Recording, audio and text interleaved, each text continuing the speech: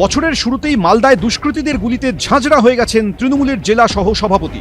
তারপরই মুর্শিদাবাদের নওদায় তৃণমূলের পঞ্চায়েত সদস্যকে সাদা থান গুলি পাঠিয়ে দেওয়া হলো খুনের হুমকি।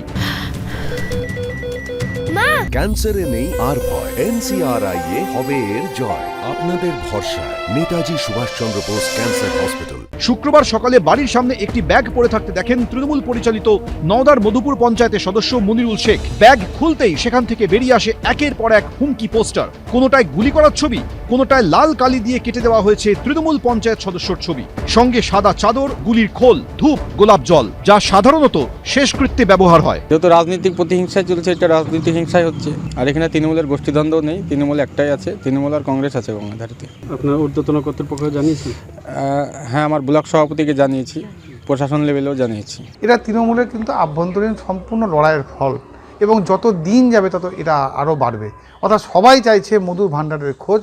এখন আর বিরোধী বলে কিছু নেই, যেখানে বিরোধী না থাকে সেখানে নিজেদের মধ্যে আভ্যন্তরীণ গোলযোগ আরও বাড়বে। বাম জামানায় এরকম সাদা থান পাঠিয়ে হুমকির অভিযোগ তুলত বিরোধীরা। গত পঞ্চায়েত নির্বাচনের আগে একই কায়দায় হুমকি দিয়ে মনোনয়ন প্রত্যাহারের জন্য চাপ দেওয়া হয় বলে শাসক দল তৃণমূলের বিরুদ্ধে অভিযোগ ওঠে। এবার তৃণমূলেরই পঞ্চায়েত সদস্যকে খুনের হুমকির নেপথ্যে কাদের হাত রয়েছে?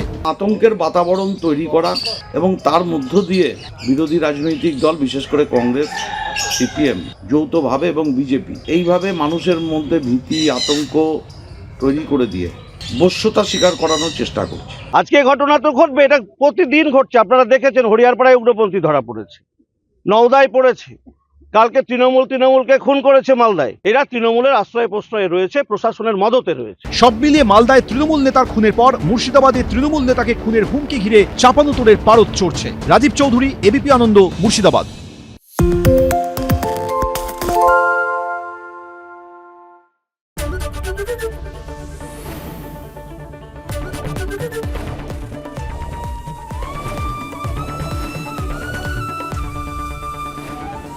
ABP আনন্দ, এগিয়ে থাকে, এগিয়ে রাখে।